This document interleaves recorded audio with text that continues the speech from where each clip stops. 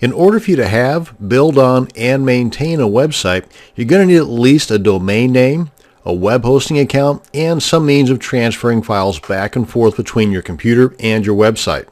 Now, once you have purchased your domain name and have a web hosting account, you need to assign your domain to that hosting account. That's what we're going to be doing in this video, connecting your domain to your hosting service. Now, when you purchase your web hosting service, you're sent some important information about your hosting account. Usually it's sent to you through an email. Now, among this information is what is called the name servers. These name servers need to be added to your domain name account in order for the internet to know that the domain is yours, and this also allows the world to see your soon-to-be totally awesome website. Now, while this might sound really techy, it's very simple to do, as you're about to see. Now, you're going to need the email or the info that your hosting company sent you when you first purchased their services, and you'll need to log into your domain account. Now, let me just give you a couple of examples of the emails that I had received from the various hosting services that I've been using. For example, here's one for Lunar Pages. And the one that I got from Lunar Pages was a real long email, and in amongst that information was one that said domain name instructions. It was really long, and at some segment in that long email was this little bit of info here titled domain name instructions. And this is the name servers that need to be added to our domain name registrar, and I'll get to that here in just a second. I just want to point out what to look for. Now, some domain name registrars, none that I've ever used, but some of them will require you to also have an IP address along with the name servers. Lunar Pages supplies that to you right here. Some of the other ones that I'm about to show you, not so much. You just kind of got to dig around for them.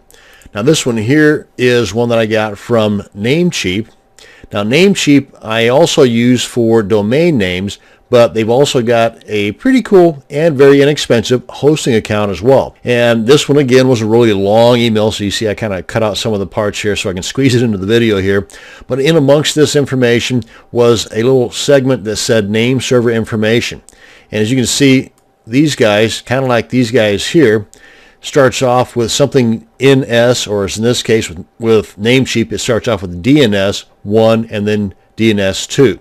Now, most all of them, at least those that I've ever used, only require 2 name servers. Some of them, though, will require more. I've never encountered those just yet, but, I've only been doing this for about 5 years. So I'm sure that they're out there because they do offer spaces for them, as you're about to see. And this one here I got from my most recent hosting account called D9. And they're an awesome group, by the way, but I don't want to get into a sales pitchy thing about this. But anyway, again, a real long email, and one of the segments in here, segment 3, gives me the primary name server and the secondary name server. And they also give you the IP addresses here, just like they had noted on the one from Lunar Pages here. But like with Lunar Pages, this one starts off with NS and then 2.5, NS 2.6, and so on. But again, I only need these 2 for the domain registrars that I've used. And last but not least, the one that I've got from HostGator, which again is kind of a long email, but not as long as these other ones were. But in amongst some of this information here, they give me the name servers. As you can see here, it starts off with NS like these other ones did, 253, and then the next one, or the secondary name server, is NS 254. So these are the emails that I received over time. So if your hosting account is with one of these companies, then this gives you a better idea as to what to hunt down in the emails. Now, of course, if you don't have these or have no idea where they're at, no big deal. You just need to contact the hosting company that you're using and have them send them to you. And if you've got a pretty decent support system with that hosting company, you might even try calling them up. That might save you some time.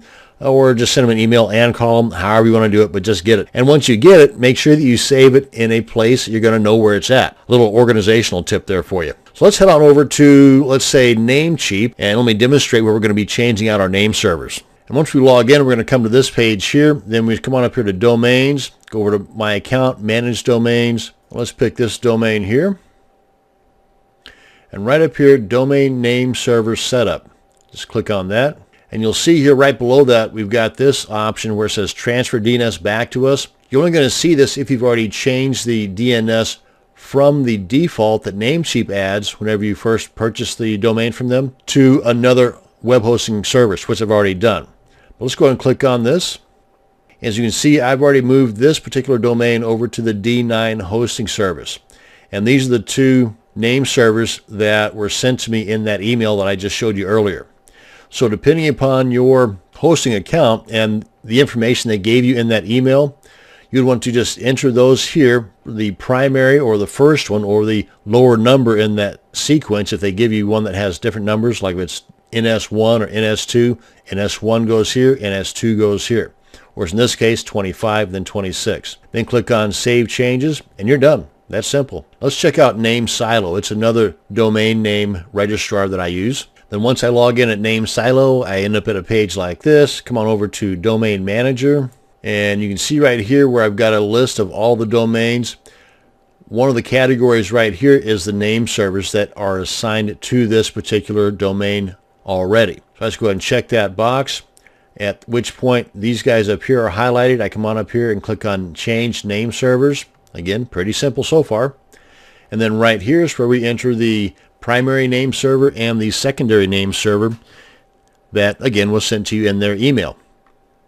And with NameSilo, they also give me an option to add an additional layer of security called Domain Defender. So before any changes take part here, I can have things set up to where there's a question that I've established along with the appropriate answer. And then once that's entered properly, then click on Submit right here, and then the changes will take effect. And there you go. See how easy that was? And completely painless. Now it's just a matter of time.